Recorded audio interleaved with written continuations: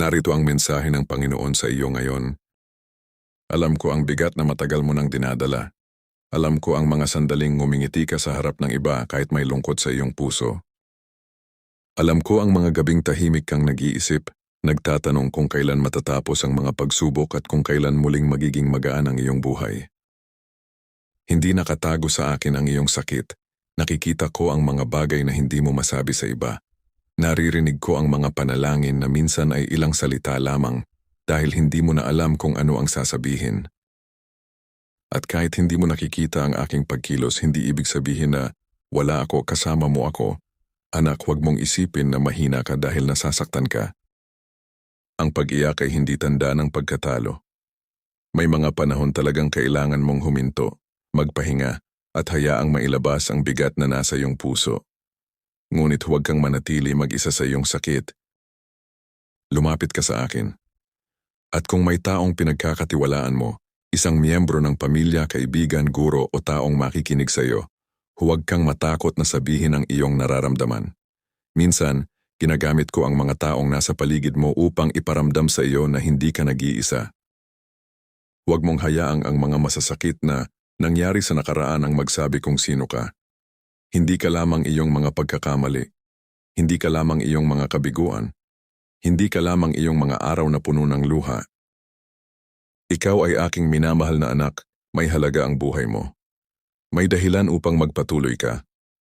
May mga bagay pang maaari mong matutunan, mga taong maaari mong mahalin, mga kabutihang maaari mong gawin, at mga bagong umagang maaari mong salubungin. Hindi ko ipinapangakong mawawala agad ang lahat ng iyong problema, ngunit ipinapangako kong hindi kita iiwan habang hinaharap mo ang mga ito. Kapag mabigat ang araw, isang hakbang lamang muna. Kapag wala kang lakas para sa malayo, isipin mo muna ang susunod na mabuting hakbang. Hindi mo kailangang ayusin ang buong buhay mo sa isang araw. Araw-araw, kitang bibigyan ng bagong lakas. Darating ang panahon na ang sakit na nararamdaman mo ngayon ay hindi na magiging kasing bigat. Unti-unti, matututunan mong ngumiti muli. Matututunan mong magtiwala muli. At muli mong makikita ang kagandahan ng buhay sa mga simpleng bagay na dati ay hindi mo napapansin. Kaya, anak, huwag mong isuko ang pag-asa. Kapag madilim ang iyong pakiramdam, hanapin mo ang maliit na liwanag. Kapag pagod ka, magpahinga.